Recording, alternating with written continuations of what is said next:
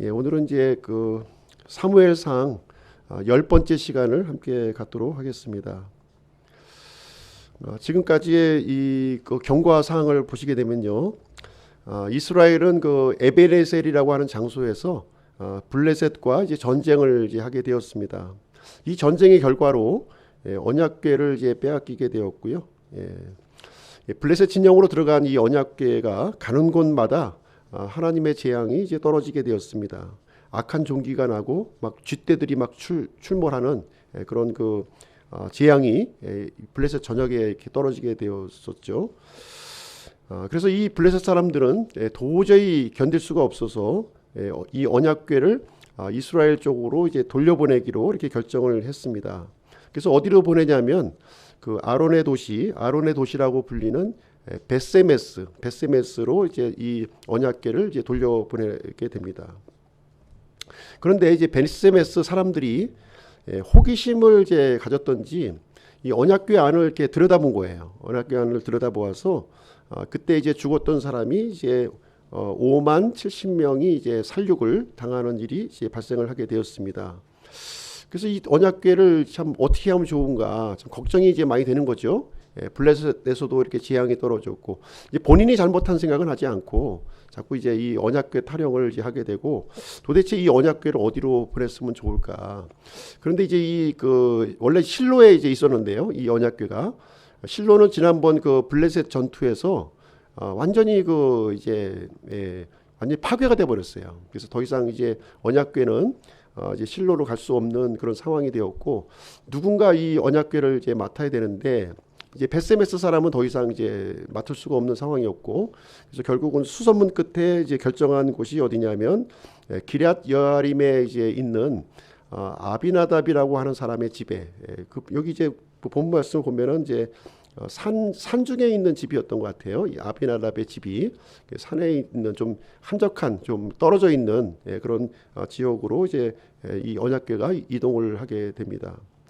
그래서 결국 이제 언약궤가 블레셋에서 이렇게 그 이제 이스라엘 땅으로 다시 이제 돌아오게 되었는데요.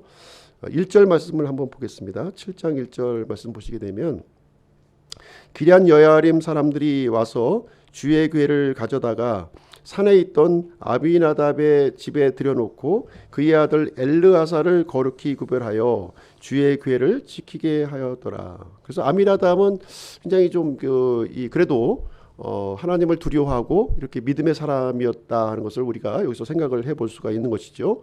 이 기럇 여아림은 이제 어디에 있는 장소냐면 유다 지파 쪽에 이제 이런 그 땅이었습니다. 그래서 이제 이 기럇 여아림은 유다 지파였고 특별히 이제 이 아미나답은 이제 유다 지파에 있는 레위인이라고 보시면 되겠죠. 레위인이 이제 그 언약궤를 이제 맡게 되었습니다. 그래서 이제 자신의 아들인 엘르아살로 하여금 언약궤를 이제 관리하도록 하는 내용이 여기 기록이 되어 있습니다. 엘르아살이라고 하는 이름이 성경에 보시면 이제 그 흔한 이름은 아니에요. 흔한 이름은 아니고 이제 두 번 등장을 합니다. 이 아론의 아들 중에서 엘르아살이 있었죠. 그리고 지금 여기 보시면 아비나답의 아들이 엘르아살이었다 이렇게 얘기를 해주고 있는데 아론에게는 원래 이제 네 아들이 있었습니다. 나답과 아비후가 있었고 그 다음에 이제 엘르아살과 그 다음에 이다말 이렇게 있었습니다. 지금 이제 그 엘리 제사장은 이다말 계열의 그 제사장이었어요. 그런데 이제 아마 엘르아살이라고 하는 이름을 지었던 것으로 보았을 때 아마 이제 그 엘르아살의 가문 쪽에 그 후손이 아니었는가 하는 생각이 들게 되고요. 이제 이스라엘 사람들은 이제 이렇게 존경하는 사람의 이름을 따서 이렇게 그 자신의 이름을 정하는 경우가 이제 있었습니다. 그래서 이 엘르아살이라고 하는 이름의 뜻은 하나님께서 도우시는 자 이제 이런 의미를 이제 여기서 가지고 있는 것이죠. 그래서 이 엘르아살의 그 아비나답의 그 집안은 뭐 정확하게 표현은 지금 이제 이 계보는 표현이 안 돼 있지만 아론의 가문 중에서 엘르아살 쪽에 이제 사람이 아니었는가 하는 생각도 들고요. 또 이제 이 그 언약궤를 또 이동하잖아요. 언약궤를 또 이동하기 때문에 이 고핫 자손이 아니었을까 하는 이제 여러 가지 좀 추정이 좀 있는 상황이 이제 되겠습니다. 2절 말씀을 보겠습니다. 2절 그 궤가 기럇 여아림에 거하되 그 기간이 길어 20년이 되었으므로 이스라엘의 온 집이 주를 구하며 애곡하니라. 그래서 시간이 쭉 흘러갑니다. 이제 20년의 세월이 이제 흘러가게 되고요. 20년의 세월이 이제 지나면서 이스라엘 백성들에게 좀 여기 변화의 모습을 우리는 이제 발견할 수가 있는 것이죠. 그동안 이제 하나님을 찾지 않았던 이 사람들이 이제 하나님을 구하고 하나님 앞에 애곡하는 일이 이제 여기서 이제 생겨났다, 이렇게 여기서 얘기를 해주고 있습니다. 그동안에 사실 이제 언약궤가 이렇게 산 속에 이렇게 거했었기 때문에 사실 이제 접근성도 좋지가 않았고요. 그래서 이제 아마 예배가 중단된 상태였는데 무슨 일인지 하나님을 구하고 하나님께 애곡하는 그러한 일이 이제 이루어지게 되었습니다. 이것을 통해서 우리가 생각해 볼 수 있는 것은 이제 무엇이냐면 사무엘의 역할을 우리는 한번 좀 생각해 볼 필요가 있는 것 같아요.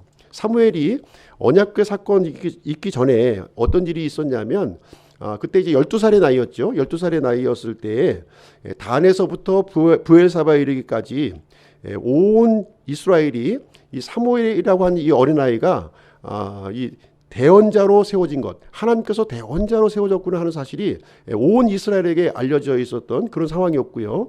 그리고 나서 이제 이 아벡 전투가 일어나서 언약궤를 이제 빼앗기게 된 것입니다. 그리고 나서 이제 20년이라는 세월이 이제 흘렀기 때문에 지금 아마 사무엘의 나이가 지금 이제 대체적으로 추정을 해 보면은 12살 때 이제 일어났고 또 이제 한 몇 년 안쪽으로 아벡 전투가 또 일어났었다면 그리고 20년이 흘렀다면 아마 32세부터 35세 사이 그 정도의 지금 나이가 되었지 않겠는가 이제 이렇게 생각을 합니다. 그래서 이제 이 사무엘은요, 이 언약궤가 이렇게 그 실로에 있지 않았지만 여전히 이제 사무엘은 대언자로서의 역할을 아마 이제 이스라엘이 전역을 이렇게 돌아다니면서 그 율법을 가르치고 이렇게 하는 일을 진행하지 않았을까 이렇게 생각이 이제 되어집니다. 그래서 3절 말씀을 통해서 우리가 그 단서를 우리가 찾을 수 있는 것인데요. 그래서 이 이스라엘 백성들이 사무엘의 이런 이 가르침을 받고서 이제 하나님께로 우리가 돌아가야 되겠다, 하나님을 찾아야 되겠다 하는 그런 간절한 마음이 지금 이제 생기게 되었다, 이렇게 말씀을 해주고 있습니다. 드디어 이제 사무엘이 어떻게 보면 이제 역사의 전면에 지금 이제 등장하는 이야기가 이제 여기에 나오고 있는데요. 3절을 한번 보겠습니다. 3절 말씀. 사무엘이 이스라엘의 온 집에게 말하여 이르되 너희가 마음을 다해 주께 돌아오려거든 이방 신들과 아스다롯을 너희가 온 데서 제거하고 너희 마음을 예비하여 주께로 향하게 하며 그분만 섬기라. 그분께서 너희를 블레셋 사람들의 손에서 건져내시리라. 이렇게 기록하고 있는데요. 여기 보시게 되면 이 사무엘이 제일 먼저 이스라엘 백성들에게 요구한 것은 무엇이냐면 지금 이제 이 바알과 아스타롯을 지금 이제 이스라엘 백성들이 섬기고 있었는데 그 우상들을 이제 제거하라는 것이죠. 우상들을 제거하고 그리고 마음을 다해서 이 하나님만을, 오직 하나님만을 이렇게 이 갈라진 마음으로 하나님을 섬기는 것이 아니라 오직 일편단심 하나님만을 좀 섬기라, 이렇게 얘기해주고 있어요. 그래서 그렇게 한다면은 하나님께서 이스라엘의 이 어려움을 이렇게 도움을 주실 것이다, 이렇게 얘기를 해주고 있습니다. 그래서 이제 아마도 이제 이 내용을 통해서 이제 이스라엘 백성들이 이제 다시 돌이키려고 하는 그런 이제 시점에 지금 있는 것을 우리는 볼 수가 있습니다. 4절 5절 한번 보실게요. 4절 5절. 이에 이스라엘 자손이 바알들과 아스르다롯을 제거하고 주만 섬기니라. 사무엘이 이르되 온 이스라엘을 미스바로 모으라. 내가 너희를 위하여 주께 기도하리라 하며. 사실 이제 이 이스라엘 사람들이 지금 이제 바알과 아스타롯을 버리는 일은 쉽지가 않았을 거예요. 그렇죠?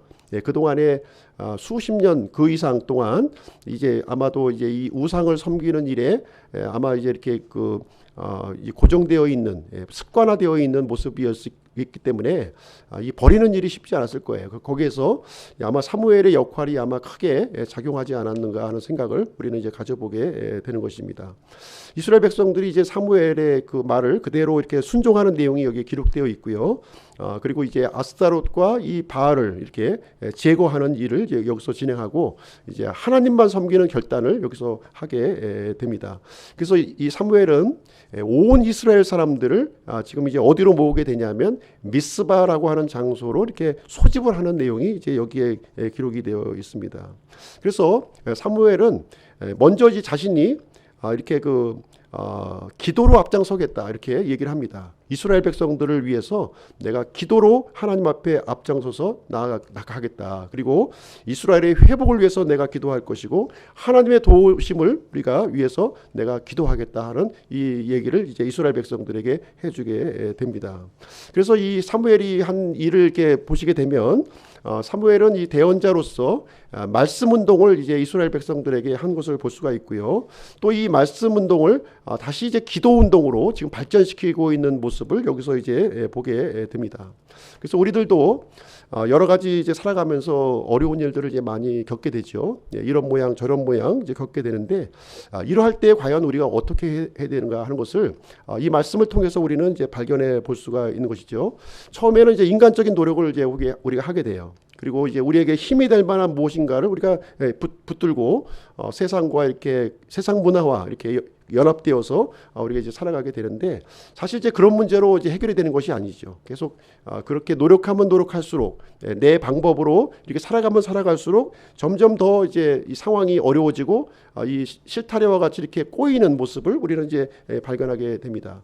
여기서 이제 이스라엘 백성과 같이 이런 방법으로 우리가 하나님 앞에 나아가야 될 것을 우리에게 권면해주고 있는 그런 말씀이 되겠습니다.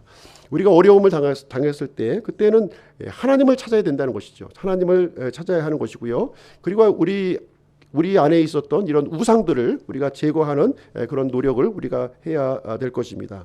그리고 말씀을 회복하고 기도를 회복하는 그러한 자리로 우리에게 나갈 때 하나님께서 도움이 되어 주신다 하는 사실을 여기서 가르쳐주고 있는 내용이 되겠습니다. 사실 이 이스라엘 백성들이 굉장히 달라진 모습을 좀 보여주고 있어요. 이전의 모습과는 전혀 다른 그런 모습을 여기서 보여주고 있습니다. 6절 말씀 한번 보실게요. 6절. 그들이 미스바에 함께 모여 물을 길어 주 앞에 붓고 그날에 금식하며 거기에서 이르되 우리가 주께 죄를 지었나이다 하니라. 사무엘이 미스바에서 이스라엘 자손을 재판하니라. 그래서 이스라엘 백성들이 이 미스바에 모여서 사무엘의 이 소집 명령에 따라서 미스바에 모여가지고 네 가지 회복 운동을 지금 이제 진행하는 모습이 여기에 기록이 되어 있습니다. 첫 번째 한 내용이 무엇이냐면 물을 길어서 주 앞에 부었다 이렇게 얘기를 해주고 있어요. 여기서 물을 부었다고 하는 것은 하나의 그 상징적인 의미를 얘기해주고 있는 것인데요. 우리 마음 속에 있는 이 속 사정을 하나님 앞에 쏟아낸다는 거예요. 우리 쏟아내는 것을 이게 지금 이 있는 그대로 내가 갖고 있는 이 모습 그대로 하나님 앞에 쏟아 놓는 것을 바로 이제 물을 붓는 것으로 지금 이제 표현을 해주고 있습니다. 우리가 어려움을 갖고 있든지 걱정거리를 갖고 있든지 두려움을 갖고 있든지 어떤 것을 갖고 있든지 하나님 앞에 쏟아내는 그러한 일이 처음에 있어야 되겠습니다. 그리고 두 번째 이스라엘 백성들이 했던 일은 무엇이냐면 그날에 금식을 했다고 이렇게 얘기를 해주고 있습니다. 이 금식이라고 하는 것은 단순히 이렇게 우리가 음식을 먹지 않는 것을 의미하고 있는 것이 아니라 전적으로 하나님의 능력에 의지하는 거예요. 내 힘을 빼고 하나님께 하나님의 손을 의지하는 그런 일을 우리에게 말씀을 해주고 있는 것입니다. 그리고 세 번째로 이스라엘 백성들이 한 것은 무엇이냐면 우리가 주께 죄를 지었나이다 하면서 자신의 죄를 회개하면서 하나님 앞에 나아갔다는 사실을 여기서 얘기해주고 있습니다. 구체적으로 어떤 죄를 이제 나열하지 않았지만 우리가 생각해 볼 때에는 바알과 아스타롯을 섬겼던 그 죄, 하나님을 거역했던 죄, 모든 부도덕한 죄를 하나님 앞에 이제 내놓았을 것으로 이제 생각이 되어집니다. 그리고 나서 사무엘이 이제 미스바에서 이스라엘의 자손들을 재판했다 이렇게 얘기를 해주고 있어요. 이 재판이라고 하는 것은 무엇이냐면 하나님의 말씀으로 옳고 그름을 판단하는 것을 얘기해주고 있는 거예요. 그러니까 다시 말하자면 이 사무엘은 이 이스라엘 백성들에게 하나님의 율법을 이렇게 전달하고 가르쳐주는 그러한 일을 진행하게 되었습니다. 그랬을 때 이스라엘 백성들에게 이제 놀라운 이제 새로운 이 전기가 여기서 이제 마련되어지는 모습을 볼 수가 있고요. 하나님께서 이스라엘 백성들의 일을 위해서 그동안 침묵하고 계셨지만 이제는 새로운 일을 이제 진행하시는 이 하나님의 모습을 우리는 이제 발견하게 되는 것입니다. 근데 이제 이 상황에서 또 한 번의 위기를 이스라엘 백성들은 이제 겪게 되는데요. 그 내용은 무엇이냐면 이 이스라엘 백성들이 이제 한 자리에 이렇게 모여 있다는 사실을 누가 알았냐면 블레셋 사람들이 알게 되었다고 얘기를 해주고 있는 거예요. 혹시 이 사람들이 지금 우리를 향해서 반란을 일으키는 것이 아니냐 하면서 이 블레셋의 귀족들이 이 군사들을 일으켜 가지고서 다시 이스라엘을 공격해 오는 그런 모습이 이제 또 진행이 되고 있습니다. 한번 7절 8절 그 내용 한번 보시겠습니다. 7절 8절. 이스라엘 자손이 미스바에 함께 모였다는 것을 블레셋 사람들이 듣고 블레셋 사람들의 귀족들이 이스라엘을 치러 올라오므로 이스라엘 자손이 그것을 듣고 블레셋 사람들을 두려워하여 이스라엘 자손이 사무엘에게 이르되 우리를 위해 주 우리 하나님께 쉬지 말고 부르짖어 그분께서 우리를 블레셋 사람들의 손에서 구원하게 하소서 하더라. 이런 경험 좀 겪지 않으셨습니까? 내가 이제는 좀 이 하나님을 좀 이제 찾아보고 하나님 앞에 나아가서 모든 걸 좀 해보고 싶다 이렇게 결정을 했는데 그때 공교롭게도 어떤 일이 발생하게 되고 그 일을 할 수 없도록 방해하는 그런 것을 혹시 경험해 보지 않았습니까? 이스라엘 백성들이 이제는 이제 이 바알과 아스타롯의 그 속박에서 벗어나 가지고 하나님만을 섬기겠다고 결단을 했는데 이제 블레셋이 그것을 이제 어떻게 알았는지 지금 이제 공격해 오고 있는 이 모습을 우리는 이제 보고 있는 것이죠. 근데 이스라엘 백성들은 이제 과거 이스라엘이 아니었던 거예요. 이 내용을 어떻게 지금 이제 극복해 나가는지를 한번 보도록 하겠습니다. 블레셋이 쳐들어오니까 두려운 마음이 있었어요. 물론 두렵지요. 두려운데 그 두려움을 해결하는 방법을 어떻게 했느냐. 이제 사무엘에게 달려가서 하나님께 기도 요청을 했다고 하는 사실이에요. 우리 좀 도와달라고, 하나님께서 구원해달라고, 우리를 위해서 기도해달라고 하는 기도 요청을 하는 이스라엘 백성의 모습을 우리는 볼 수가 있습니다. 그래서 사무엘은 이 백성들의 부탁을 듣고서 이제 기도하는 내용이 9절 말씀에 이제 기록이 되어 있습니다. 9절.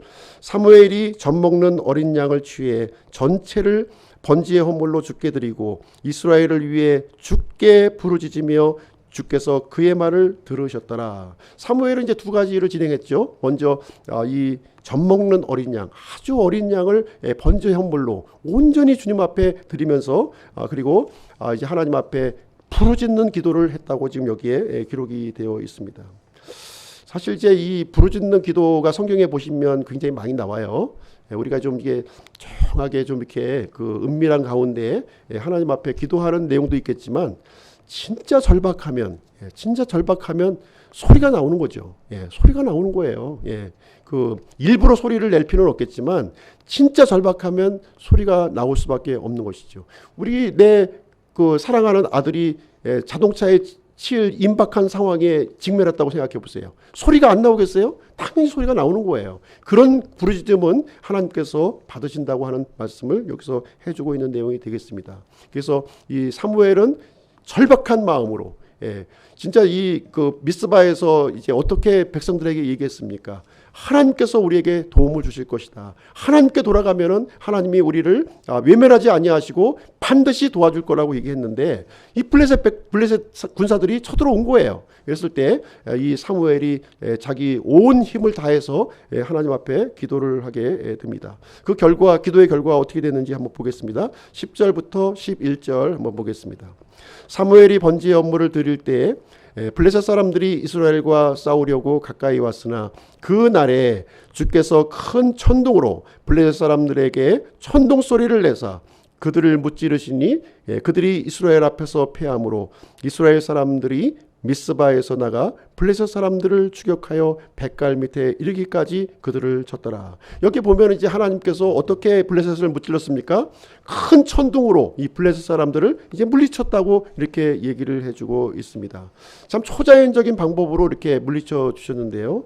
사실 우리나라의 경우도 이런 이 경험을 우리가 갖고 있지 않습니까? 일제 36년 동안에 우리가 이제 압제 가운데 있었을 때 참으로 우리 힘으로 어찌할 수 없는 그런 상황에서 속수무책으로 이제 이 압제를 당하고 있었지만 하나님께서 큰 천둥 소리를 내셔서 이제 8.15 광복절이라고 하는 그 엄청난 일을 하나님께서 우리나라에도 이 큰 천둥 소리를 내주셨다고 생각을 합니다. 그리고 이제 남북한 이런 전쟁이 일어났을 때에도 우리는 이제 부산까지 밀려나가 가지고 완전히 이제 공산화될 수밖에 없는 그런 절체절명의 상황에서 또 하나님께서 천둥 소리를 내셔 가지고 이 또 반격이 이루어지고 우리의 힘으로 이루어진 게 아니잖아요. 예, 이 유엔군의 연합군이 이게 또 파병이 되어 가지고서 우리나라가 극적으로 지금 이렇게 살아나는 그런 경험을 우리가 하게 되었습니다. 그래서 이스라엘 백성들도 싸울 수가 없는 상대예요. 블레셋은 지금까지 70년 동안 압제를 당하고 있었고 70년이라면 굉장히 긴 기간이에요. 예, 완전히 블레셋의 노예로서 살고 있었고, 본인의 힘으로는 벗어날 수 없는 상황이었지만 하나님 앞에 돌아와서 회개와 말씀과 기도로 나갈 때에 하나님께서 초자연적인 방법으로 도와주시고 이스라엘을 구출해 주시는 장면이 여기에 기록이 되어 있습니다. 그래서 이 이스라엘 백성들도 가만히 또 기도하고만 있었던 게 아니에요. 쫓겨나가는 이 블레셋 군사들을 또 추격해가지고 그 잔당까지 완전히 소멸을 시키게 되는데, 거기에 보니까 백갈 밑에 이르기까지 그들을 쳤더라 이렇게 기록하고 있어요. 아마도 이 백갈이라고 하는 지역은 블레셋 진영의 아마 깊숙한 도시였을 거예요. 그 지역까지 추격을 해가지고서 이스라엘의 이 블레셋의 잔당들을 완전히 소탕시키는 그러한 일이 이제 발생을 하게 되었습니다. 자, 12절 말씀을 한번 보시겠습니다. 12절.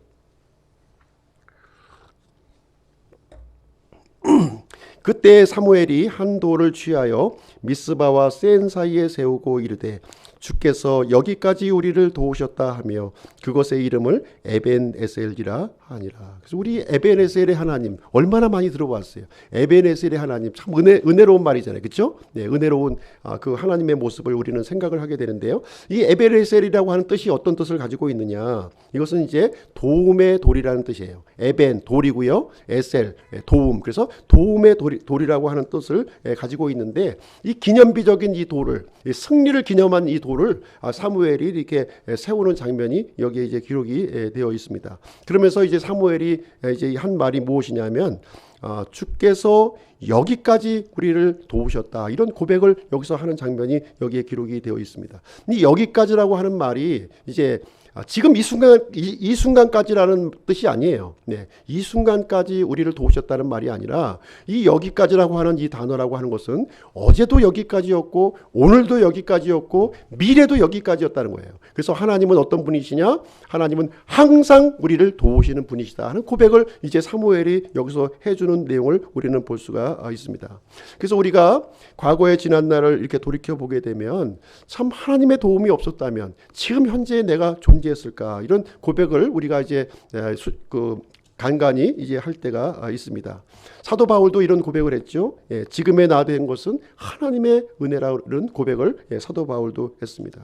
이 고백이 참으로 우리 마음속 깊은 곳에서 에베네셀의 하나님이라는 고백이 나오십니까? 아마 두 종류의 사람이 있을 거예요. 이 에베네셀 하나님의 이 하나님을 우리가 말을 할 때 아마 두 종류의 이제 사람이 있을 것입니다. 적극적으로 동의하는 사람이 있을 거예요. 진짜 맞아. 하나님은 진짜 이 나를 도우시는 은혜를 베푸시는 하나님이십니다 하고 고백하는 사람이 있을 것이고요. 그렇지 않고 아마 반발심을 가지고 있는 사람도 있을 줄로 생각을 합니다. 하나님이 돕긴 뭘 도와, 내 힘으로 살아왔지, 이런 고백을 하는 사람도 있을 거예요. 또 한편으로는 도우신 거는 같은데 실감이 나지 않는 아마 그런 사람도 아마 있을지는 모르겠습니다.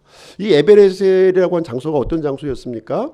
20년 전에 아벡 전투, 그 에베네셀과 아벡 간의 전투에서 언약궤를 빼앗긴 장소가 바로 에베네셀이잖아요. 에베네셀. 사실 이 에베네셀은 치욕의 장소였어요.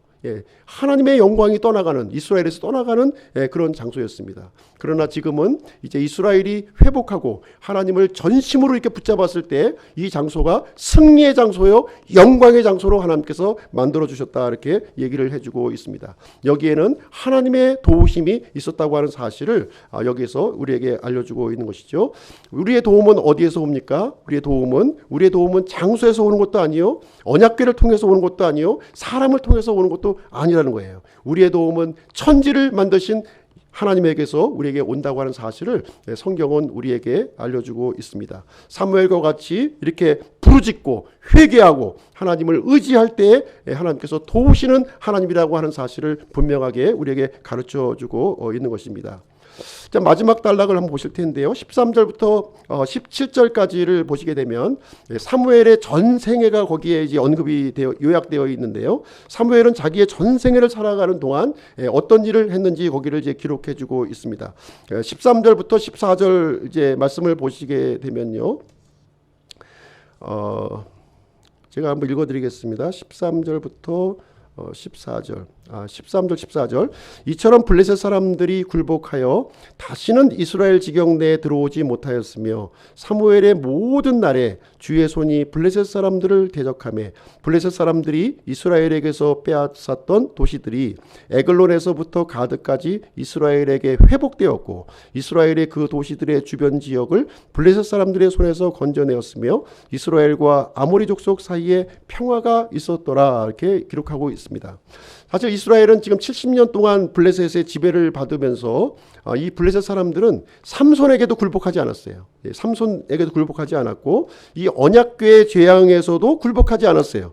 그러나 지금 이번에 이스라엘하고는 완전히 굴복을 당하는 이스라엘에게 제압을 당하는 내용이 여기에 기록이 되어 있는 것이죠. 그래서 이스라엘은 이 블레셋에게 빼앗겼던 모든 땅을 다시 회복하게 되었고요. 뿐만 아니라 이 아모리 족속하고 이렇게 평화를 맺는 평화 조약을 맺었던 것이 아니라 이제 이스라엘이 하나님의 손이 강력하게 이렇게 지켜주시니까 이 팔레스타인 지역에 이제 평화가 이제 오게 되었다 얘기를 해주고 있습니다. 이 평화라고 하는 것은요, 이렇게 어떤 협정을 통해서 우리에게 오는 것이 아니라는 것이죠. 협정을 통해서 오는 것이 아니라 또 전쟁 무기를 통해서도 평화가 오는 것이 아니라는 거예요. 이 평화는 어디에서 오냐면 전적으로 하나님의 손에서 온다고 하는 사실을 이 사무엘상의 기록이 우리에게 알려주고 있는 내용이 되겠습니다. 하나님께서 우리를 언제 막아주시고 언제 도움을 주십니까? 그것은 하나님과 올바른 관계에 있을 때 하나님의 손이 우리를 지켜주신다고 하는 사실을 여기서 가르쳐주고 있는 거예요. 그래서 하나님과의 관계가 너무 중요하다는 거예요. 물론 이제 경제도 우리가 부흥시키고 우리가 군사적으로도 이렇게 강한 그런 나라가 되어야 되겠지만 그거에 앞서서 더 중요한 것이 무엇이냐?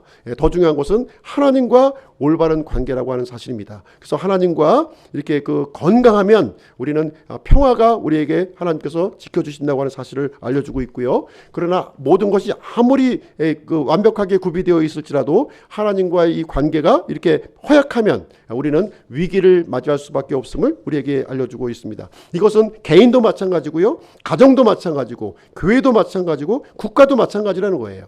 우리나라에 왜 위기가 있습니까? 하나님과의 올바른 관계가 이루어지지 않기 때문에 이러한 위기가 오고 있다고 하는 사실을 우리가 이 믿음의 눈을 가지고 우리는 바라보아야 될 필요가 있습니다. 그래서 이스라엘과 같이 이렇게 우상을 제거하고 하나님께 회개하고 전심으로 말씀과 기도를 회복하는 그런 운동이 우리에게 있어야 될 줄로 생각을 하는 것입니다.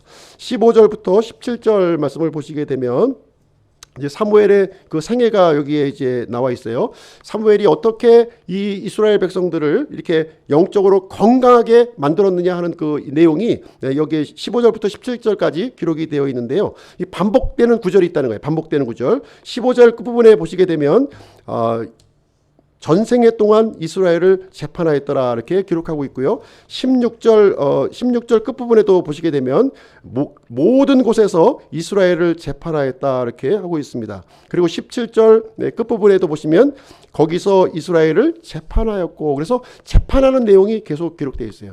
그리고 이 내용을 보고서 이 사무엘이 그냥 이 막대기 하나 두르고서 땅땅땅땅 했느냐 이렇게 생각할 것이 아니라 이 재판하였다고 하는 말은 이 사무엘이 이스라엘 백성들에게 하나님의 말씀을 이렇게 양육시켰다는 말이에요. 하나님의 말씀, 율법의 말씀을 통해서 옳은 것과 그른 것들을 이렇게 분별해서 알려주는 일을 진행했다 하는 것입니다. 그래서 이스라엘 백성들은 이 사무엘의 가르침을 통해서 이렇게 영적으로 건강한 하나님의 관계를 이루게 되었고, 사무엘의 전생애 동안 지금 평화가 지금 이제 이 정착이 되는 모습이 여기에 이제 기록이 되어 있는 것입니다. 사무엘은 이 자신의 전생애 동안요, 말씀 사역과 기도와 기도 사역, 이것이 여기에 전념했던 것을 우리는 볼 수가 있습니다. 진정으로 사무엘은 말씀의 사람이었고 기도의 사람이었음을 우리에게 알려주고 있습니다. 자, 17절 마지막 절에 보시면 이제 사무엘은 거기서 주께 제단을 쌓았더라 이렇게 얘기를 해주고 있습니다. 사무엘은 이 말씀과 기도를 회복했을 뿐만 아니라 이제 예배를 회복하는 모습을 여기서 보여주고 있습니다. 그래서 사무엘은 하나님을 높였고요, 하나님을 영광스럽게 했고 이스라엘 백성들을 하나님의 백성으로서 이렇게 살아갈 수 있도록 이렇게 만들었던 사람이었습니다. 오늘 제 본문 말씀을 통해서 적용할 교훈을 한번 좀 생각을 해보도록 하겠습니다. 첫 번째 내용은 무엇이냐면, 첫 번째는 하나님께서 사람을 쓰시는 데 있어서 제한이 없으시다 하는 것을 우리는 이제 여기서 살펴볼 수가 있습니다. 하나님께서 어떤 사람을 쓰실까요? 여기에 우리가 사사기만 우리가 좀 살펴보더라도 이 온니엘과 같이 용사를 사용하셨다는 것을 우리는 또 생각해 볼 수 있고요. 그리고 에훗과 같이 이렇게 왼손잡이 장애인을 또 하나님께서는 사용을 하셨어요. 그리고 뿐만 아니라 드보라와 같이 이 여인을 또 하나님께서는 또 사용을 하셨습니다. 그리고 기드온을 사용하셨는데요. 이 기드온은 어떤 사람이었습니까? 겁쟁이였고 우상 숭배자의 아들이었어요. 그러한 사람을 하나님께서 또 사용하셨습니다. 그리고 돌라와 야일 같은 사람이 또 일어났는데요. 그 사람들은 나이가 많은 사람들이었어요. 노인들이었어요. 노인임에도 불구하고 하나님께서 사사로 사용을 하셨습니다. 그리고 오늘 이제 살펴보게 된 이 사무엘의 경우는요, 비록 어린아이였음에도 불구하고 하나님께서 사용하셨다고 하는 사실입니다. 그래서 하나님은 사람을 사용하시는데 제한 없이 사용하는 모습을 우리는 볼 수가 있습니다. 그러나 이 모든 사람들이요, 지금 인간적인 결함이 다 갖고 있었어요. 완벽하지는 않았습니다. 그러나 공통점이 하나 있다면 자신을 낮추고 하나님을 존중하는 그런 사람이었다는 것을 우리는 생각을 해볼 수가 있는 것입니다.